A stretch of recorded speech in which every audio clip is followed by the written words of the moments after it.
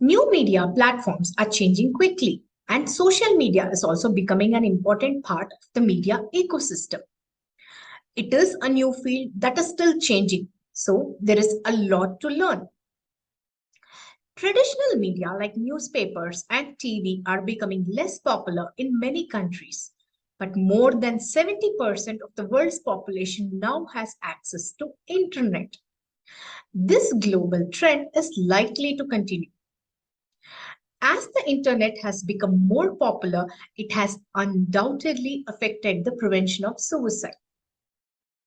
The subject of discussion is whether it will benefit or hinder suicide prevention efforts. The current media guidelines for reporting on suicide and mental health cover only print media. Other forms of mainstream media, including social media and media services that offer streaming of video content like TV shows and movies via app or website, are not covered. For example, it is against journalistic standards to describe a suicide procedure in a news story in print. Mainstream media often do this and other things that go against the media rules. People with mental health problems are also deeply affected by how suicide and self-harm are portrayed. In movies, people who try to kill themselves are often shown doing it. Even though it's hard to prove the cause and effect, many studies have shown that there may be a short-term rise in suicides that look like the ones that are shown on the TV. Most of the times, the details of suicide are extremely evident. Many suicides, like shooting, hanging, drowning, are all shown in the mainstream media in graphic detail. These don't come up so often in so much detail in the press media stories.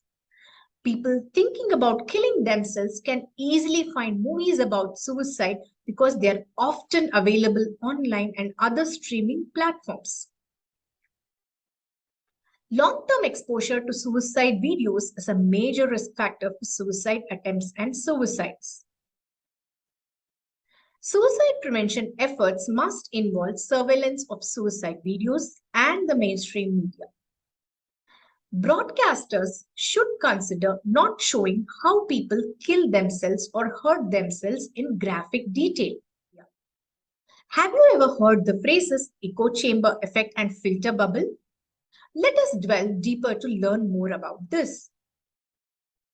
Social media is a volatile form of communication that can lead people to both healthy and unhealthy content. It has two sides and can be used to do anything. It could make it harder for people to hear different points of view and make it easier for groups of people who agree with each other to form and keep up a familiar story. In this way, the media can be seen as a part of the echo chamber effect of social media. It means that we are surrounded by people who agree with us and rarely have our views challenged. Information can come from many different places and points of view. Echo chambers are places where people only hear or see things that match their own beliefs and points of view. It is partly because of confirmation bias, which is the tendency to favor information that backs up what one already thinks. Echo chambers can happen anywhere people share information, including online platforms. There is also a unique echo chamber on the internet, which is called as the filter bubble. Filter bubbles are made by algorithms that keep track of which links one clicks on and which ones one doesn't. Then, website will use these algorithms to show the content most likely what the person has already shown interest in. How do the echo chamber effect, filter bubble, and confirmation bias relate to media reporting? Individuals on the social media use suicide stories more often to get other people's attention. When news reporters find these attention-grabbing items on social media, they think they are newsworthy because they are intense and dramatic. Because so many people use social media, there are concerns about sharing content that could make people who are already vulnerable think about hurting themselves or killing themselves. There are many negative consequences, especially for young people who talk about suicide on the internet. Social media is the most influential source of information, especially for young people. These days, many people who want to kill themselves talk about it online. In echo chambers, people may be told that suicide is normal and it's okay. They may be told to hide their suicidal thoughts and plans instead of getting help. They may be shown how to suicide or asked to make a suicide pact. People who are suicidal and use the internet seem to be more suicidal than people who are suicidal but don't use the internet. This research shows how important digital media are in preventing suicide. Information spreads faster on the internet than in traditional media, making it much harder to hide reports of suicides after they have been made public. Problematic news stories that are still online may have been copied, shared, and reposted on social media networking sites before they were taken down. Journalists should also know that their reports can be automatically made from a syndicated feed and sent to more people without being changed or removed. Online content that changes quickly is taking over the media landscape more and more. It is very important to watch syndicated content published or shown simultaneously in multiple newspapers, TV stations, and other media outlets. How bad it could be for people who watch it. As popularity of syndicated content has grown, media organizations have joined forces and shared coverage with people outside their regions or countries. So, a single article can be reproduced and amplified in hundreds of local, national, and international publications simultaneously. Because news stories, photos, videos, and anecdotes posted online could go viral, website safety rules must be followed when writing about suicide online. Social networking sites often have memorials for people who have died. They should be closely watched for harsh comments and signs that other people are thinking about ending their own lives. Message board rules, guidelines, and practices may help eliminate disrespectful or distressing posts. People who read or watch the news are affected by how suicide is shown in vivid detail. So, it makes sense that pro suicide websites that show unpleasant pictures of suicide will have the same effect. The internet may make this effect bigger. This claim is backed up by more and more research.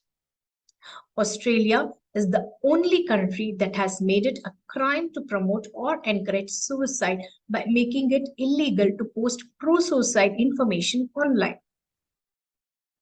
Copycat suicides and other harmful actions can be stopped if more reports follow the rules for responsible reporting. People are worried that widespread use of social media could spread information that could make vulnerable people think about hurting themselves or killing themselves. These people often have mixed feelings about suicide and see these messages differently. Several internet fads like the blue whale and Momo have been seen in groups more likely to fall for them. Notably, kids and teens seem to be encouraged to do more dangerous things online that have to do with suicide and hurting themselves. There has been no officially confirmed proof that particular challenges are related to suicidal and self-harming behavior anywhere in the globe up to this moment. Reporting on these issues is important because they affect many people. It could raise awareness, help parents and caregivers find resources, and make government officials answerable. Before writing about these claims, journalists should figure out how reliable the source is and how true the information is. Responsible individuals wouldn't link to videos of suicide and should think about giving those in need help and resources. They would think twice before saying things that endorse suicide or make it sound like that's the way to deal with problems. Did you know that online content uses catchy, emotional, and often misleading headlines to get as many people to click on ads as possible? All the news is in the headlines. That's the hook. Sometimes headlines are changed to make more money. Clickbaiting is a trend that makes headlines on the internet popular. The most common way for websites to make money is when people click on links. When a user clicks on a catchy headline, some pages with ads pop up to help the websites make money. The internet will always have pros and cons, as we can see. Because the internet is a dynamic source of information, it is much easier to delete or change information that has been posted. For example, it's easy to change headlines and remove gory details or video links of suicidal act on the internet. Both the field of suicide prevention and the media must work together to ensure they can adapt to the fast changing internet media channels. Recent reports say that it helps when the media portrays a crisis as a short period of hopelessness that can be fixed with practical help and treatment to prevent suicide. Reporting how people deal with suicidal thoughts and struggles based on their experiences can be a powerful and helpful part of suicide prevention campaigns. Similar ways of reporting have been used by media for a long time when covering different medical and public health fields. When it comes to cancer-related diseases, for example, the media doesn't just report on death rates. Instead, much coverage focuses on different treatment options, positive stories about dealing with the illness, and positive outcomes. This coverage could save lives, especially when people think about killing themselves. What do you think about this? How can media reporters become media influencers? By practicing responsible reporting. A media reporter has the potential to exert significant influence in the media. Use opportunities to discuss mental health and suicide as public health and community issues to raise awareness and eliminate the stigma. One can decide if a story is newsworthy based on how it affects the general public. Is it a potential threat or is it positively met? The newsworthiness of a story is often described by the occurrence as interesting, unusual, rare, deviant, dramatic, or extreme. Stories about suicide on social media should be treated with same care as you would on the print media. If you use the internet to find out about suicides, ensure your sources are reliable and trustworthy. Don't share sources based on pure speculation. If you don't want your story to be wrong, and don't romanticize or glorify fake suicide attempts. It could make the vulnerable try to kill themselves. Avoid linking to suicidal content via social media. Don't share photos, dramatic video clips, or other links that show how or where a suicide attempt happened. It can make more people use similar ways. Make plans for how to handle content that encourages suicide. It helps vulnerable people get quick and effective help by watching news forums for inappropriate comments and removing them. People may worry or even think about suicide after reading about suicide. So, every story about suicide needs to include information on how to get help and a reminder that vulnerable people need to reach out and ask for help from the community resources. It takes time to change old-fashioned ways of reporting. When we stick to one way of thinking for too long, we create a false sense of comfort, like a fish seller who's used to the smell of old fish. It might be hard for journalists who work on suicides, especially those who write for tabloids, to stop making their stories sensational. On the other hand, the media shouldn't avoid talking about suicide. Instead, they should handle it with restraint and caution by following the recommended media guidelines for reporting suicide and mental illness. It's important to save lives. It's a choice between being responsible and letting the story settle or being sensational and drawing attention. It's all about how you do things. Before we wrap up, I want to leave you with a few things to consider. Finding the balance between compassion and competence is challenging. A good rule of thumb is to report suicide carefully and with utmost restraint if the public needs to know. When you use the camera on your phone or click send, you should think about what, why, and how you are sharing. The walls of the social media bridges are thin, and there aren't many speed bumps on the information superhighway of the internet. Always think about how useful the information you give to the public is compared to how much harm it could do. I hope you will now publish Papageno friendly stories. At first, you may have to spend more time on it, but if you stick to it, it will become easy. Just put a little thought into it to start. Investing time and energy into something larger than yourself should be the priority. Anchor yourself to the collective goal of getting the news media to provide educated coverage and preventive reporting. Today, individuals are trapped in a rat race by many social, financial, emotional, and mental pressures. At times, it appears like the only way out is to jump. As a society and as individuals, it is our job to ease the trapped suffocation inside that space so that the person doesn't have to take extreme measures. No matter how slippery the slope seems, there is always hope for people suffering. Every action could help light the way for those who have lost all hope. Suicide is preventable and we all are accountable. Let us work together to create an environment making it easier to breathe.